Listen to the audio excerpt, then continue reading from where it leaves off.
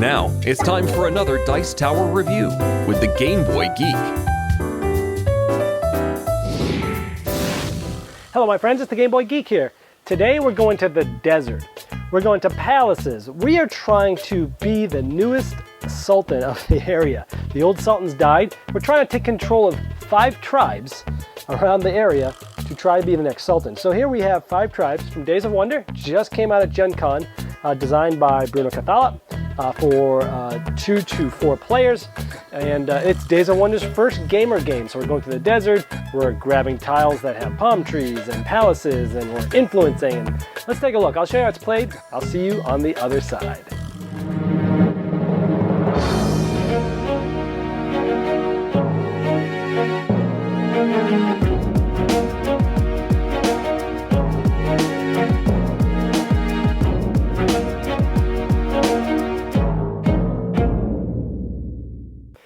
Here's the 5 tribes set up for 4 players. At the top we have a player order track. In the middle we have all the tiles and all the meeples. Note that this is a random setup. The tiles will always be placed randomly every time you play the game, and all the meeples will be placed randomly, so it's always going to be different every time you play. At the bottom we have 9 cards of the market, and on the left we have 3 genie cards. Let's talk about how a turn works. Everyone starts out with a really nice color player aid that tells you about how the turns work and what the different scoring works, and everyone starts with some camels of their color. 8 for 3 or 4 player games. Everyone starts at $50, and everyone ends up flipping these over because money is secret in this game. The first turn of the game, this is randomly set up. We have 1, 2, 3, 4, black, pink, blue, orange. And starting with Bach, he gets to speak first, and he will bid a certain amount to be on the player order. So he might bid 3, and he would pay $3 to the bank. The next person might bid, let's say, 0, because they don't want to bid anything. The next person, let's say they bid 1, and let's say the last person bid 0. Since all these are 0, this person actually pushes this one to the back. So if you're going to bid 0, you want to do it late, because now turn order is going to be 1, 2, 3, and 4. And you can see the different bid amounts that you could bid there. Bidding is important because at the end of the game, points are dollars, and dollars are points 1 for 1. So if this guy had bid $3, he just essentially spent 3 points to go first. So he better make more than 3 on his turn. So now in turn order, we're going to move meeples. How this works is you're going to pick up all the meeples from one tile, and you're going to drop them off one at a time at any adjacent tile, up, down, left, or right, no diagonal. And you have to make sure that the last meeple that you drop off, it ends on a tile that has a meeple of that color on it. For example, I can take these 3, and I'll drop 1 off here, I'll drop 1 off here, and I'll drop the last one off here. Notice we went down, left, and up. We did all adjacent, no diagonals. And you have to make sure that there was at least 1 meeple when I drop my last white meeple there. And then I pick up all the meeples of that color, and I activate this tribe. This is the Elder Tribe. At the end of the game, each of these guys are going to give me 2 points that are in front of me, but they also can activate some special powers and getting genies and stuff. I'll talk to you about those later. Now, if for some reason this wasn't here, and when he activated these, boom, let's say this tile, the tile that he placed down was empty, he could place his camel here, meaning that he emptied this tile out, and he controls this for the rest of the game. And at the end of the game, this tile is going to give him 4 points because he controlled it and made it empty as his last move. After you have activated your tribe, you can then activate something on the tile. For example, this says for $6, you can grab any 2 of the 6 first cards in the market. Let's look at the market. The market's set up here with 9 different cards. The green backs are goods and the brown backs are slaves. There's 9 cards set up at the beginning of each round. And you could have spent $6 to grab any 2 of the first 6. 1, 2, 3, 4, 5, 6. You could grab any 2 of these ones for $6. That's what that tile allowed you to do. Now what you're trying to do with these is, I'll tell you what the slaves do later, but these goods essentially give you points at the end of the game.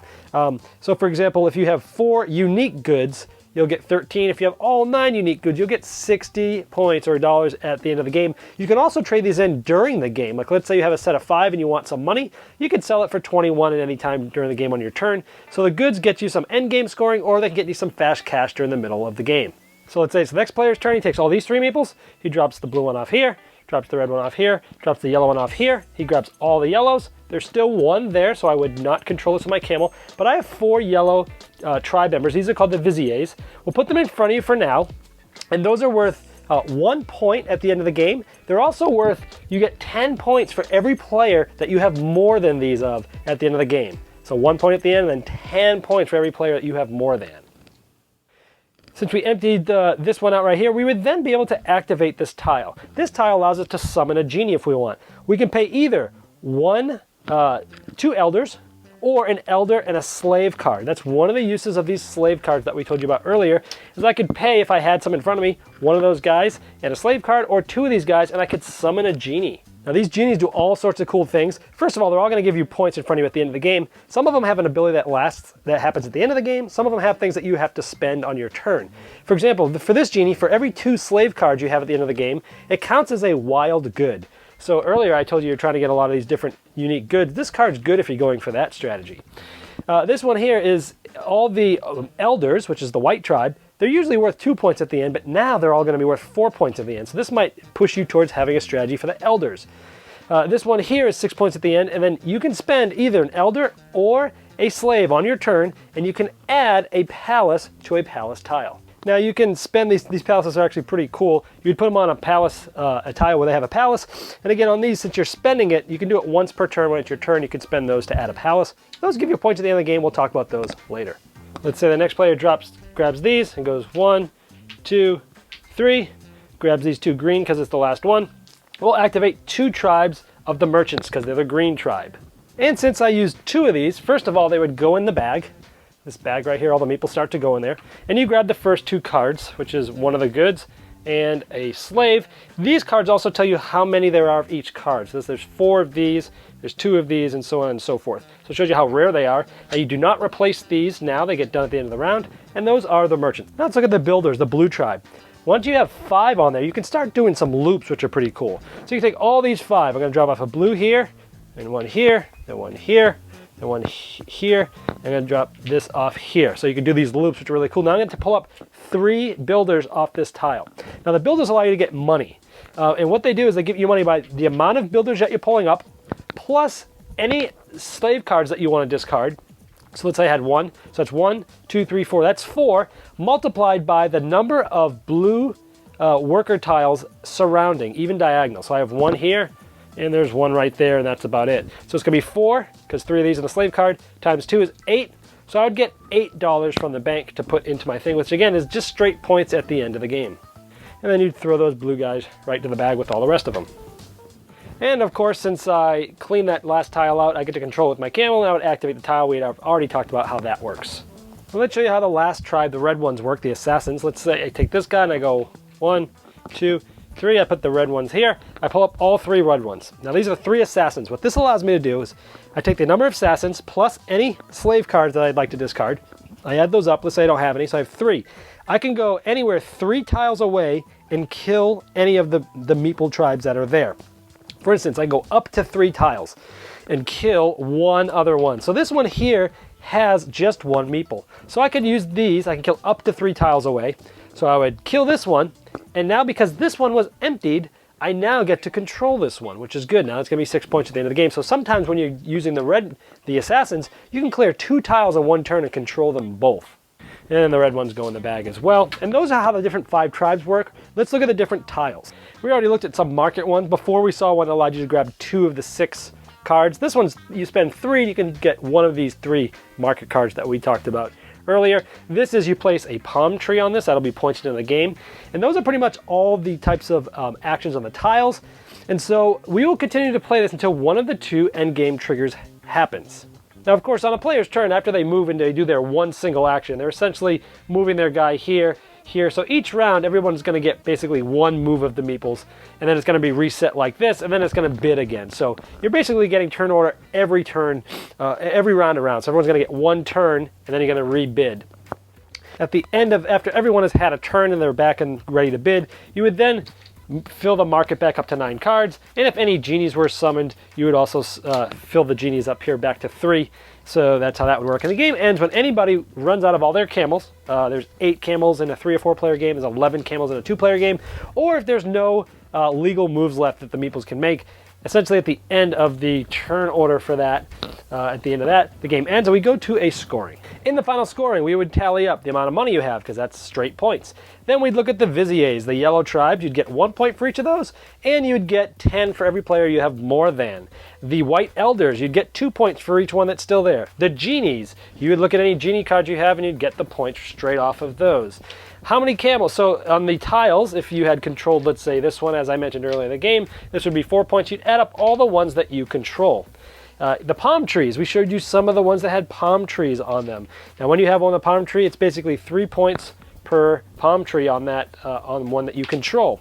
The next one is the palace. We looked at the palace as well, and for every one that you control with your camel that you have a palace on, you're going to get 5 points. And then we talked about these different goods depending on how many different ones you actually have. And so depending on the ones that you have and how many different you have, that's what you get there. You'd add it all up, and whoever has the most points at the end is the winner. All right, well, there's 5 tribes. Earlier this year, when I heard that Bruno was teaming up with Days of Wonder, I about flipped my lid. Bruno's my favorite designer. I love Days of Wonder. They're unbelievable. I love all their games. And I was so excited, but then leading up to Gen Con, the only videos I had seen about this, quite honestly, just didn't get me that excited about it. I don't know what it was. But I did get to Gen Con, played a bunch of times since I had it home. This was one of the biggest hits of Gen Con. It sold out in the first 10 minutes every day. Granted, there were limited quantities. I gotta say, my expectations for this going in were a little lower than, because I didn't know what to expect. And I've got to tell you that this game blew my expectations away. I absolutely love this game, so much so that out of all the games I've played on and around Gen Con, this is by far my favorite. I don't even have a close second. And if the year were to end today, which it's not, this probably would be my game of the year. It is that good. What do I love about it? I like the random setup of the tiles and the meeples. Every game's going to play out differently. I love that bidding mechanic where you're going to push someone back into last place. You're always bidding with straight points. The puzzles. This game is like a constant evolving puzzle, which is why I love it. Because you might bid 0 and be in last and be like, I don't see any good moves that's really going to worth me buying stuff. But as people start moving those tribes around and dropping them off, it opens up moves for other people. So you might be sitting there bidding nothing, and all of a sudden a good move falls in your lap that you might be able to see that someone else didn't see, because so often you're so concerned with what should I do, how am I going to do it, where am I going to drop these guys, that you might not put a whole lot of thought as to what you're leaving behind. And when players leave things behind, gosh, it just changes the puzzle. So the puzzle evolves throughout the game, and I love that because you're constantly looking for little things here and there that you can do. Maybe someone dropped 5, so you can do that cool loop thing that I showed you. You can try to, get the assassin to get 2 tiles in one turn. And I love how there's so many different strategies. The first time I played this game, I went all after the green merchants, got all 9 cards. I didn't win, but I came close. And as I was talking to Bruno, he said, yeah, I've seen people go for nothing but merchants and win. I've seen people go for nothing but tiles and assassins and win. I've seen people go for nothing but yellow and win. So it doesn't matter. There's so many different ways you could go. You could just get a bunch of those white elders and get a bunch of genie powers and keep playing on those. You could get a bunch of the tiles and a bunch of those yellow viziers. That's how Z beat me in this game. He had a bunch of the viziers. He had most points for that. He got 10 points for every person else that played. He got a lot of tiles. I just love that there's so many different ways you can go in this game, and then the puzzle's always evolving. And for me, that's what makes this game unbelievable, that every time I play it, it's going to feel different. And then you add that turn order thing in there. I was just blown away. I just love this game so much. I'd say it's a medium weight game. I'm going to be interested to see how the Days of Wonder fans like it. If they're used to lighter games, it's not super heavy, but it is definitely more to it than most of Days of Wonder's games.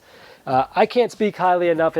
Even the name of the Jinns of Cathala, where Cathala is the Arabic word for Menkala, which is the old game that's been played around the world for hundreds of years, where you're dropping stones in adjacent things. And a simple mechanic from a simple game that's been around for years, and to wrap that into some amazing other bits and pieces of this, Bruno is a genius. He has done it again. He's hit it out of the park with Days of Wonder. By the way, the components are amazing. Tiles are double-sided. Artwork is great. The meme is great. The camo meeples are great. The palaces, the palm trees, the player aids are double-sided, where you have all the powers of the genies on there. Days of Wonder knocked it out of the park, and so did Bruno. I think this is one that's going to be talked about for a long time. 5 tribes. Thanks so much for watching the Dice Tower videos. Find more great videos and reviews, as well as our top-rated audio podcast at Dicetower.com. You can also find other great shows at Dicetowernetwork.com. I'm Eric Summerer, and you've been watching The Dice Tower. The Dice Tower is sponsored by Cool Stuff Inc., where you can find great games for great prices. Cool stuff in stock. Check them out at CoolStuffInc.com.